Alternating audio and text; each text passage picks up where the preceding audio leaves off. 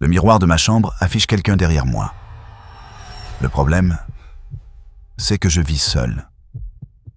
Je n'ai jamais cru aux histoires de miroirs hantés. Les reflets mentent, oui. La lumière joue des tours. Le cerveau complète ce qu'il ne comprend pas. Mais un miroir ne devrait jamais inventer quelqu'un.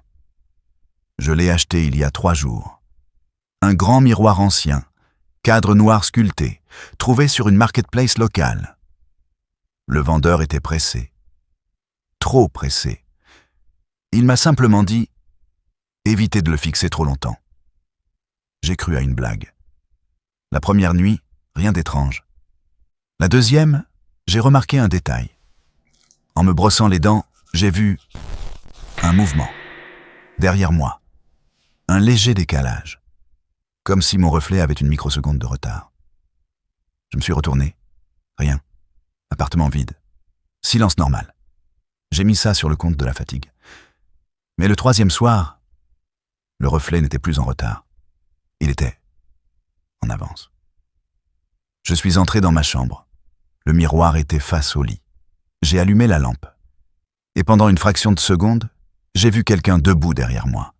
Une silhouette floue, immobile. Je me suis retourné violemment. Rien. Mon cœur battait si fort que j'entendais le sang dans mes oreilles. Je me suis approché lentement du miroir. Mon reflet me fixait. Puis, il a cligné des yeux. Avant moi. Je n'avais pas cligné, je le jure. J'ai testé. Je levais la main, le reflet suivait. Je tournais la tête. Il imitait. Mais toujours avec cette infime différence. Comme un acteur qui connaît mes gestes avant moi. Alors j'ai fait quelque chose de stupide. Je me suis figé, immobile, totalement immobile. Et pendant 3 longues secondes, mon reflet a continué à respirer. Je ne respirais plus. Lui, oui, lentement, calmement. Puis il a souri. Un sourire discret, que je n'ai jamais fait. Je me suis éloigné du miroir. Il a fait un pas en avant, dans le reflet, comme s'il se rapprochait de la surface intérieure. Derrière moi, toujours cette silhouette floue. Plus nette maintenant, plus proche.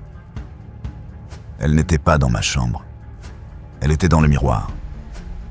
Ce que je voyais derrière moi, ce n'était pas quelqu'un dans mon appartement. C'était quelqu'un derrière mon reflet, comme si le miroir était une pièce et que j'étais celui observé. Je me suis approché une dernière fois, très lentement, et j'ai murmuré « Qui êtes-vous » Le reflet a penché la tête. Puis, il a parlé. Mais ses lèvres ne suivaient pas ma voix. On attendait que tu regardes enfin. La silhouette derrière lui a posé une main sur son épaule.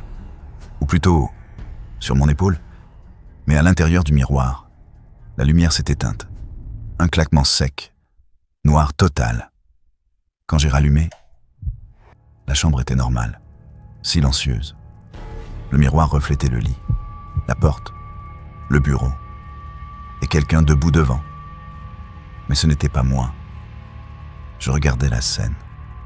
Depuis derrière la surface, je frappais, je hurlais. De l'autre côté, il bougeait mes mains, il imitait mes gestes, parfaitement, sans retard. Si vous voyez votre reflet cligner des yeux avant vous, ne vous retournez pas, parce que vous ne saurez jamais de quel côté du miroir vous vous trouvez déjà.